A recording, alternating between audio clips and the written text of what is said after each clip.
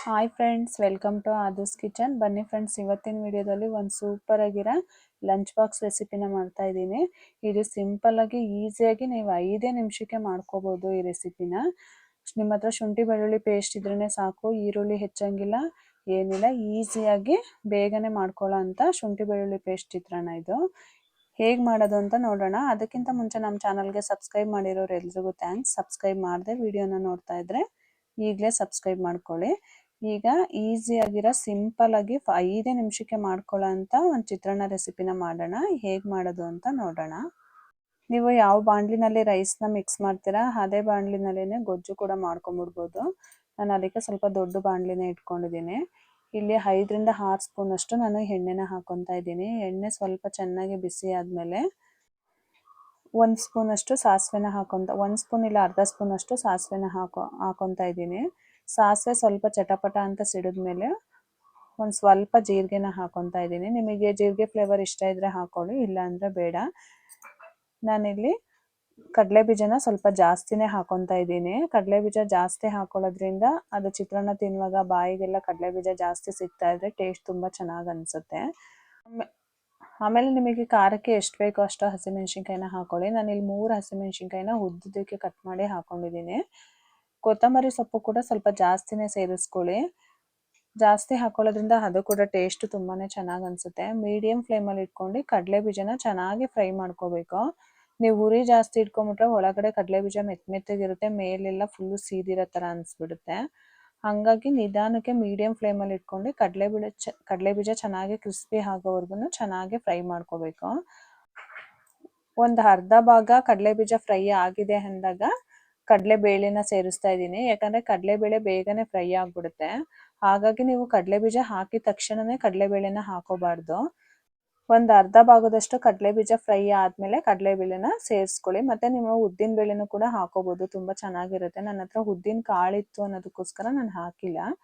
ಈಗ ನಾನು 1.5 ಸ್ಪೂನಷ್ಟು ಶುಂಠಿ ಬೆಳ್ಳುಳ್ಳಿ ಪೇಸ್ಟನ್ನ ಸೇರಿಸ್ತಾ ಇದ್ದೀನಿ.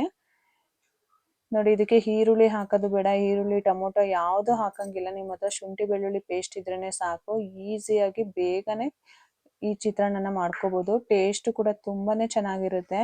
ಬ್ಯಾಚುಲರ್ಸ್ಗಳಿಗಂತೂ ಒಂದು ಒಳ್ಳೆ ರೆಸಿಪಿ ಅಂತಲೇ ಹೇಳ್ಬೋದು. ಮತ್ತು ಒಂದು ಅರ್ಧ ಸ್ಪೂನಷ್ಟು ಅರಿಶಿನ ಪುಡಿನ ಸೇರಿಸ್ತಾ ಇದ್ದೀನಿ. ಹುರಿ ಜಾಸ್ತಿ ಇಟ್ಕೋಬೇಡಿ. ಹುರಿ ಜಾಸ್ತಿ ಇಟ್ಕೊಂಡು ನೀವು ಶುಂಠಿ ಬೆಳ್ಳುಳ್ಳಿ ಪೇಸ್ಟ್ ಎಲ್ಲ ಹಾಕಿದ ತಕ್ಷಣ ಬೇಗ ತಳ ಹಿಡಿದ್ಬಿಡುತ್ತೆ. ಮೀಡಿಯಂ ಫ್ಲೇಮಲ್ಲಿ ಇಟ್ಕೊಂಡೇ ಚೆನ್ನಾಗಿ ಫ್ರೈ ಮಾಡ್ಕೋಬೇಕು. ರುಚಿಗೆ ತಕ್ಕಷ್ಟು ಉಪ್ಪನ್ನ ಹಾಕೊಳ್ಳಿ. ಲಂಚ್ ಬಾಕ್ಸಿಗೆ ಬೆಳಗ್ಗೆ ಇದ್ದಾಗ ಏನಪ್ಪ ಮಾಡೋದು ಅಂತ ಯೋಚನೆ ಮಾಡ್ತಿದ್ರೆ ಕ್ವಿಕ್ಕಾಗಿ ಮಾಡ್ಕೊಳ್ಳೋ ಅಂತ ಒಂದು ಒಳ್ಳೆ ರೆಸಿಪಿ ಅಂದರೆ ಶುಂಠಿ ಬೆಳ್ಳುಳ್ಳಿ ಪೇಸ್ಟ್ ಚಿತ್ರಾನ್ನ ಅಂತಲೇ ಹೇಳ್ಬೋದು. ಮಾಮೂಲಿ ಚಿತ್ರಾನ್ನಕ್ಕಾದರೆ ಈರುಳ್ಳಿ ಕಟ್ ಮಾಡ್ಕೋಬೇಕು, ಟೈಮ್ ತಗೊಳುತ್ತೆ. ಇದು ನೋಡಿ, ನೀವು 5 ನಿಮಿಷ ಸಾಕು.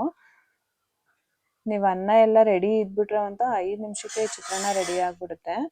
ಕೊನೆಯಲ್ಲಿ ನಾನು ಒಂದು ನಿಂಬೆಹಣ್ಣು ರಸನ ಫುಲ್ಲು ಸೇರಿಸ್ತಾ ಇದ್ದೀನಿ.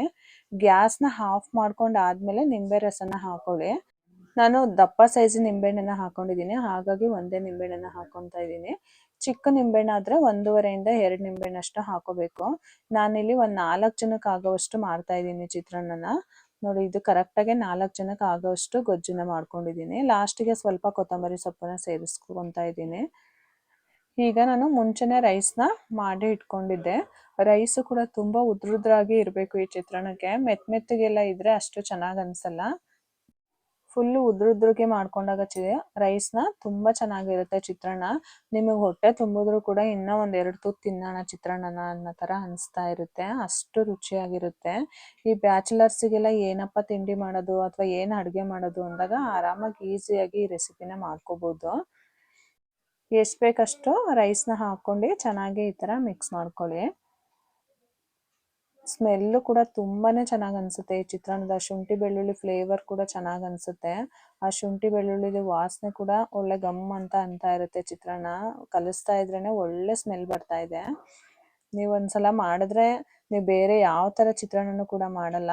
ಪ್ರತಿ ಸಲ ಮಾಡಿದಾಗೆಲ್ಲ ಇದೇ ರೀತಿ ಚಿತ್ರಾನ್ನನೇ ಮಾಡಬೇಕು ಅನ್ನೋ ಥರ ಅನಿಸುತ್ತೆ, ಅಷ್ಟು ರುಚಿಯಾಗಿರುತ್ತೆ. ನೀವು ಲಾಸ್ಟಿಗೆ ಸ್ವಲ್ಪ ಕಾಯಿ ತುರಿ ಕೂಡ ಸೇರಿಸ್ಕೋಬೋದು. ನಾನಿಲ್ಲಿ ಕಾಯಿ ತುರಿ ಏನು ಹಾಕಿಲ್ಲ. ಕಾಯಿ ತುರಿ ಹಾಕೊಂಡ್ರು ಕೂಡ, ಹಸಿ ತೆಂಗಿನಕಾಯಿ ತುರಿ ಹಾಕೊಂಡ್ರು ಕೂಡ ತುಂಬಾ ಚೆನ್ನಾಗಿ ಅನಿಸುತ್ತೆ ಟೇಸ್ಟು. ನೀವು ಒಂದ್ಸಲ ಮಿಸ್ ಮಾಡದೆ ಈ ರೆಸಿಪಿನ ಟ್ರೈ ಮಾಡಿ, ಹೇಗಿತ್ತು ಅಂತ ಕಮೆಂಟ್ ಮಾಡಿ ತಿಳಿಸಿ. ವಿಡಿಯೋ ಇಷ್ಟ ಆಗಿರೋ ನಿಮ್ಮ ಫ್ಯಾಮಿಲಿ ಫ್ರೆಂಡ್ಸಿಗೂ ಕೂಡ ಮತ್ತೆ ಒಂದು ಹೊಸ ರೆಸಿಪಿ ಜೊತೆ ಮುಂದಿನ ವಿಡಿಯೋದಲ್ಲಿ ಸಿಗ್ತೀನಿ. Thank you for watching.